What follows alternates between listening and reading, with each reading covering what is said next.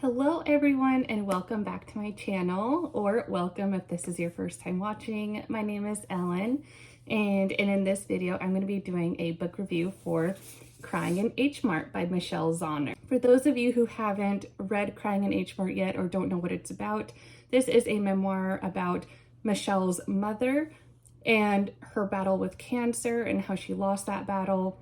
And in this book, we pretty much tackle three themes here, which is the relationship between mother and daughter, and especially a relationship in which the mother is from a different culture.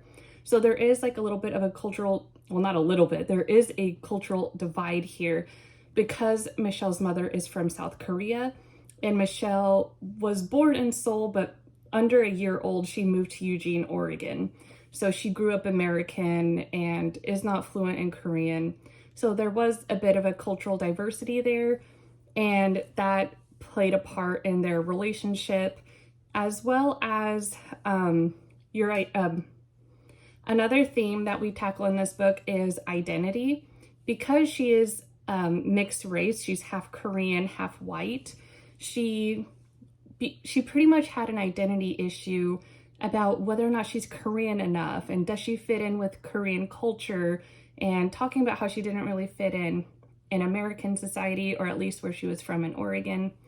And then the last one is food, and talking about how food is used to connect to memories. Sometimes when we go grocery shopping and we're thinking about the meals we're going to make, sometimes we're connecting the food that we're about to eat or about to cook with a memory of a specific person or a place, and how food really is a way of preserving memories of our loved ones. So I am going to be using this book because I do want to talk about some excerpts from this book. I want to read some passages out loud. So in a way, this is a little bit of a spoilery review. So if you have not read this book, then maybe don't watch this video until after you've completed it. I wanted to do a deep dive about this book because I have a lot of similarities with Michelle Zauner. For those of you who don't know, I am half Japanese. My mother is from Japan and my father is white. And so I pretty much relate to Michelle in a lot of ways.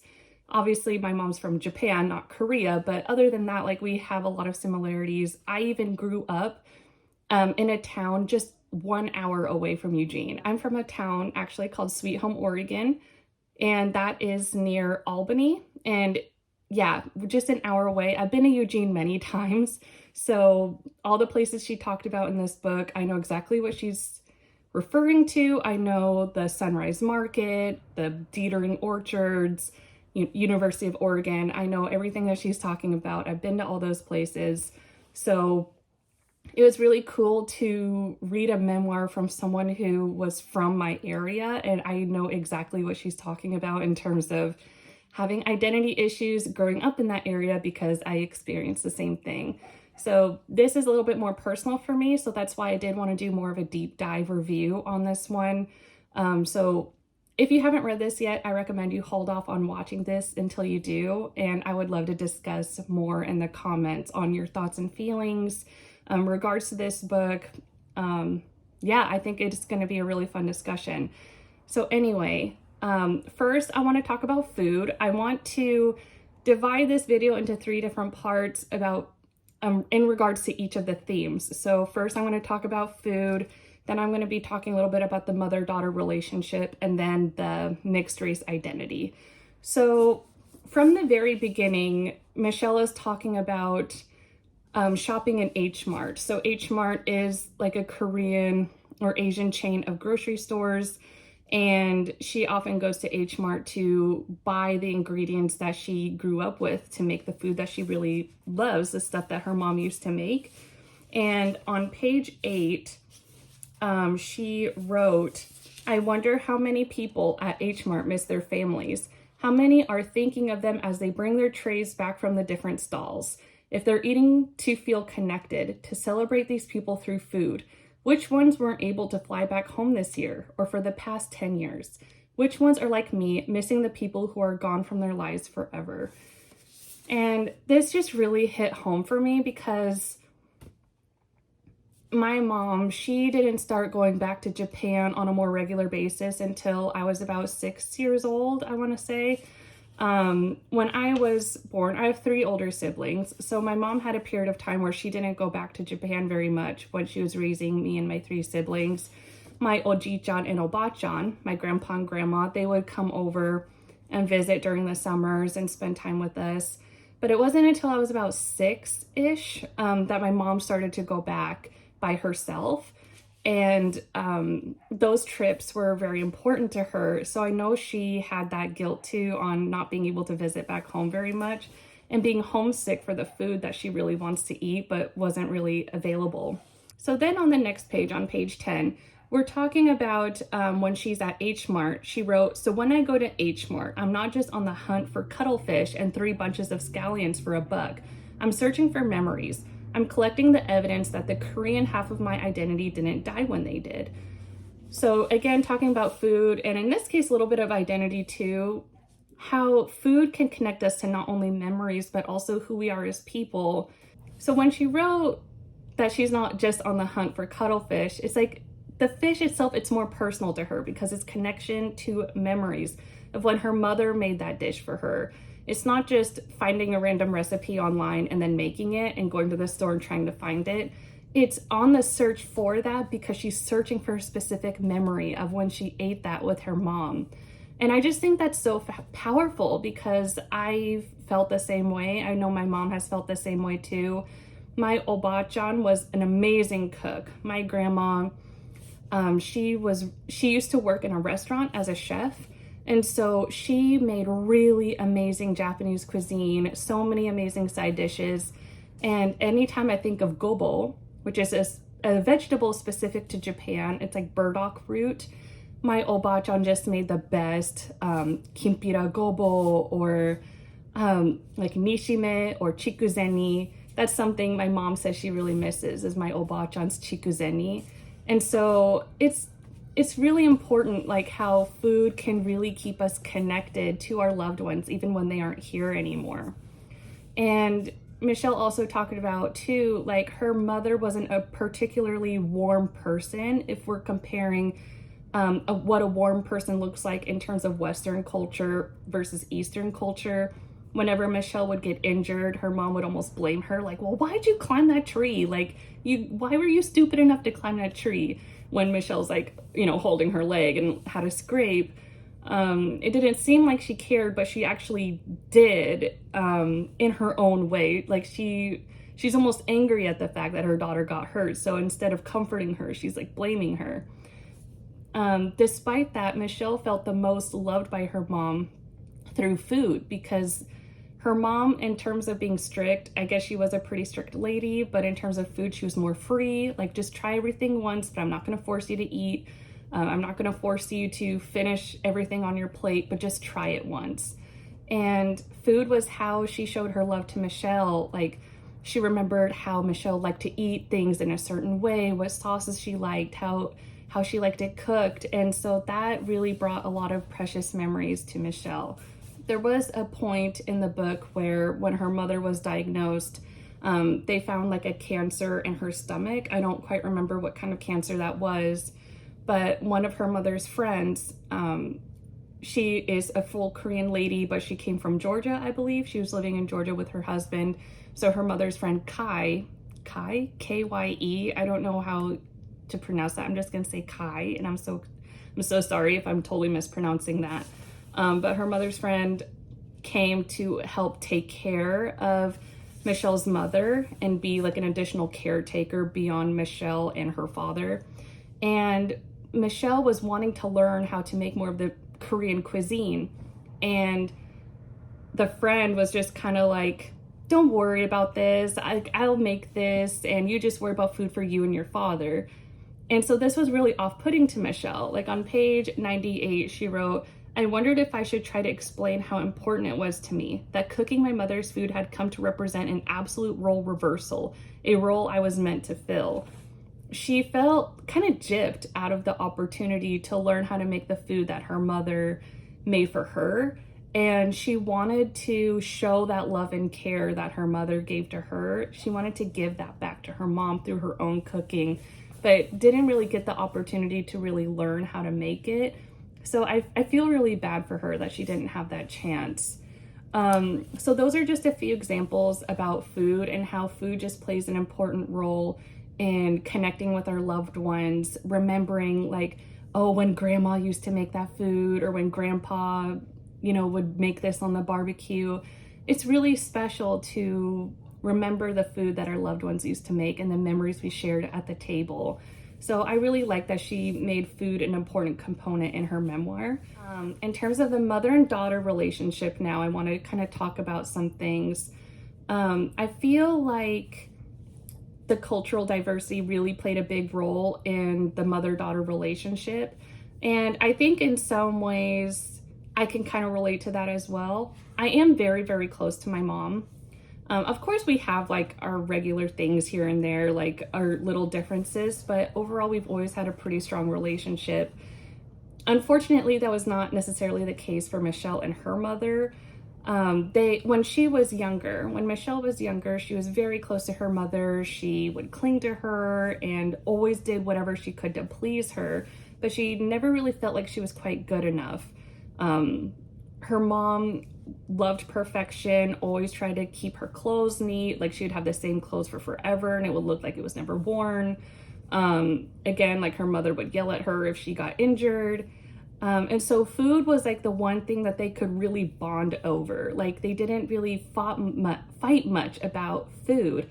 And Michelle realized that when she was more courageous and adventurous with trying new food, whenever she did go back to South Korea with her mother was so proud of her.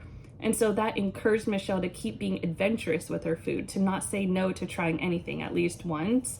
And so food really became this way of bringing them together, because other parts of their lives didn't fit so perfectly like it did with food.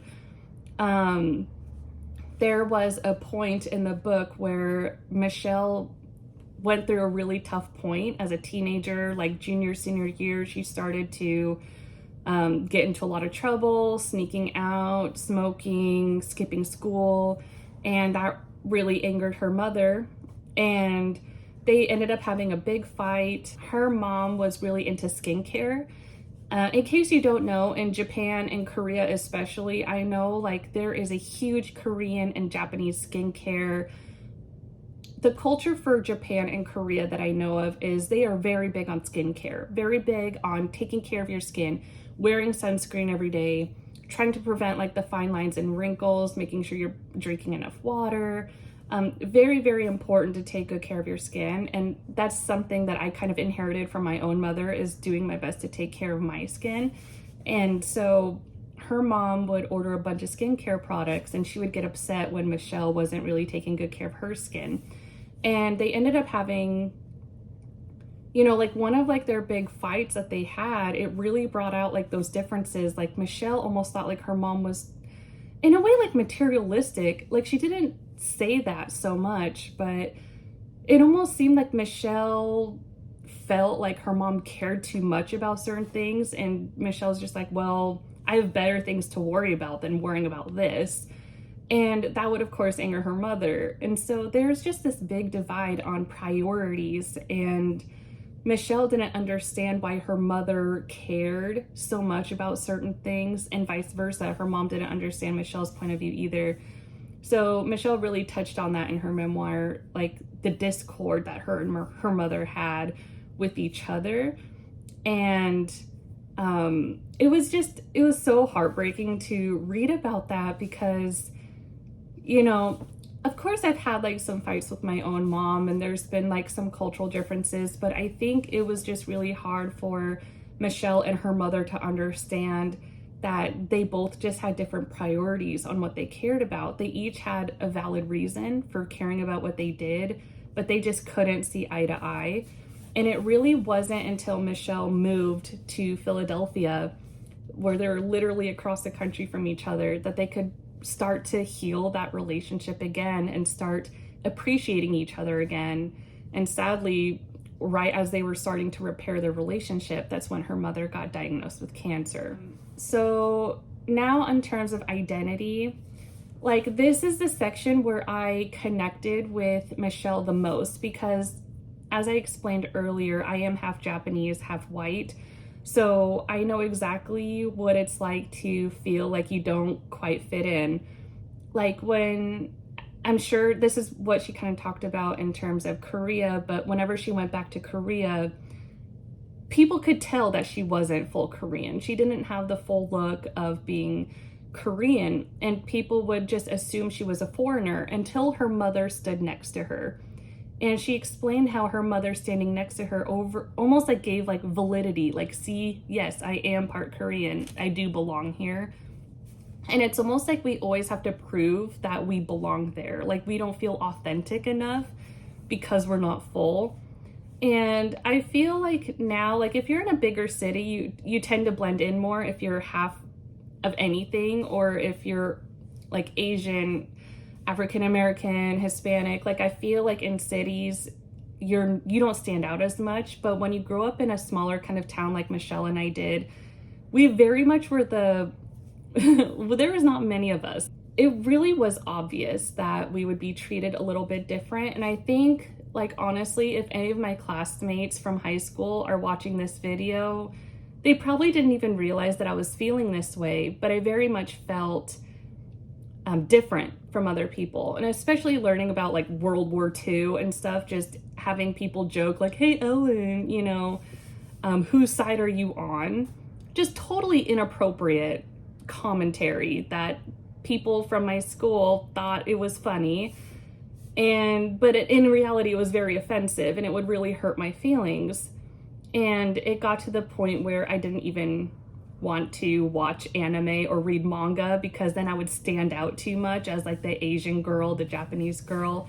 And Michelle talked about the same thing, about how when she was in school, she didn't want to be Korean. She didn't want to acknowledge any part of her Korean heritage. And when we were younger, like this, the same exact thing she talked about when she was younger, she was really proud of the fact that she was Korean. I felt the same exact way. And it wasn't until like junior high and high school hit where we started to understand, like, okay, a lot of our classmates are kind of ignorant about other countries. They don't quite understand, like certain questions are not appropriate. We both got questions like, what are you? Again, very offensive, almost like we're not even human beings. Like, what are you? Not who are you? Just what are you? So she got those same exact questions that I did. And so another thing that was really hurtful in Michelle's experience was her mom would almost dismiss her Korean part as well as that friend Kai, K-Y-E. I'm just gonna say Kai. Again, I'm really sorry. But when Kai was helping taking care of her mother, when her mother was doing chemotherapy, Michelle was very, very concerned about her mother's health because even though Michelle is very courageous in terms of Korean food, she was just very, very afraid because her mother's health was very frail. She didn't want her mom to potentially get food poisoning. And if you tend to eat, you know, she was worried about eggs and eating raw eggs and things. And Kai was making a Korean dish that included eggs that were not cooked all the way or they were raw. And Michelle said like, hey, like maybe that isn't the best idea because I don't want her to get sick. And Kai just kind of scoffed at her. And she's like, this is how we eat it in Korea. And her mom just kept eating it. And Michelle was just really hurt by that. Just didn't feel like, okay, am I just not Korean enough? So I want to read that part word for word. She let out a soft scoff. This is how we eat this one in Korea. And this is from Michelle's point of view. What a cruel twist of fate, I thought, my face reddening as I fought back the tears. I had spent my adolescence trying to blend in with my peers in suburban America and had come of age feeling like my belonging was something to prove. Something that was always in the hands of other people to be given and never my own to take, to decide which side I was on, whom I was allowed to align with. I could never be of both worlds, only half in and half out, waiting to be ejected at will by someone with greater claim than me, someone full, someone whole. For a long time, I had tried to belong in America, wanted and wished for it more than anything. But in that moment, all I wanted was to be accepted as a Korean by two people who refused to claim me. And that part really made me emotional because, again, that's a feeling that I very much have felt myself. So I know exactly what she's feeling. Just feeling like you just have one foot in both worlds and you don't fully belong. And it seems like Korean and Japanese society is kind of similar. It doesn't matter if you're fluent in Korean or fluent in Japanese, if you know everything about the culture, you eat the food. If you are not full, then you are not one of them. Like, you are just not fully accepted into society. And that is just such a heartbreaking feeling, to just feel like you're not good enough, that you're not welcome. And that's something that I really identified a lot because me and her had really similar experiences. I had the similar experiences whenever I went back to Japan, just feeling like, okay, they see me as a foreigner. They don't see me as one of them. Even when I'm speaking Japanese while shopping, it's just very clear that you're a foreigner only. You're not one of them. So I really appreciated this memoir because I feel like she touched a lot on topics that aren't discussed very much. I feel like we're starting to hear more and more stories of people that are mixed race, regardless of what ethnicity that is. We're starting to hear more about what people are experiencing. And again, everyone's experience is different. My husband actually is half Japanese and half Balinese Indonesian, and he was born and raised in Japan. So he has his own experience with, even though he was born and raised in Japan, how he didn't quite feel like 100% accepted either, because he doesn't have the full Japanese look as well. So reading this memoir really made me feel connected to her and made me feel connected. Like, okay, it made me feel validated, like what I was feeling all these years were validated. Having my own experiences with this and reading someone else validating my experiences as well just makes me want to do better for my own daughter, who is also half Japanese. I just want to make sure that she knows that she is valid, she is accepted wherever she goes. Gosh, one of my neighbor's dogs is barking. Sorry if you can hear that. But anyway, in terms of any critiques for this book, I think I would have liked it if she delved deeper into the identity part, because I can tell just by the few snippets throughout the book when she was talking about identity, I feel like she could have delved more deep into the topic, because I think it's clear that it bothers her, that she feels that since her mom died, her tie to Korea just seems diminished somehow. Like, she doesn't have that direct line to Korea anymore. She does have a cousin. She has like, I think like one or two cousins and like her uncle, like the man who married her aunt. So she does have some family left in Korea, but it's not like a huge tie. And so she feels like since her mom passed away, she wonders like, am I even Korean enough? And so she tries really hard to feel connected to Korea by making the food that her mom used to make. And I just kind of wish she went more deep into that topic, because I feel like she could have done so much more, not only about losing her mom and what that meant, but also how is she feeling about her identity now? Has anything changed? And I want to know more about her own opinion of herself. Like, I think people like us, we often try to get validity from other people that are full Korean or full Japanese in my case. We want to feel validated by people from those countries, but I want to know how she feels about herself. Does she feel like she's enough the way that she is? So I would have liked more about that from her. So those are all the critiques I have. Otherwise, I think this is a really great memoir, and I'm really glad that I finally read it. I procrastinated on reading this because I knew it was going to hit really close to home for me. But I'm really glad that I took the plunge and I did it, because I think it was really well done. And again, I just wish there was a little bit more. I feel like she really could have done more with it, but I am happy with what she gave.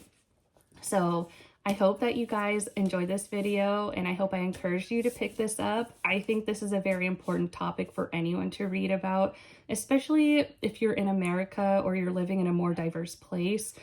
Even if you can't directly relate to the topics about loss or identity, I think it's important to try to put yourself in someone else's shoes and try to understand how someone like us would feel in these situations, and how you don't even know that you may be offensive or excluding someone or not validating someone without even knowing. So I think it's a really important book to read just so you can gain some more perspective on how other people with different ethnic backgrounds will feel in different situations. So anyway, that is all that I have for you guys today. Thank you so much for watching.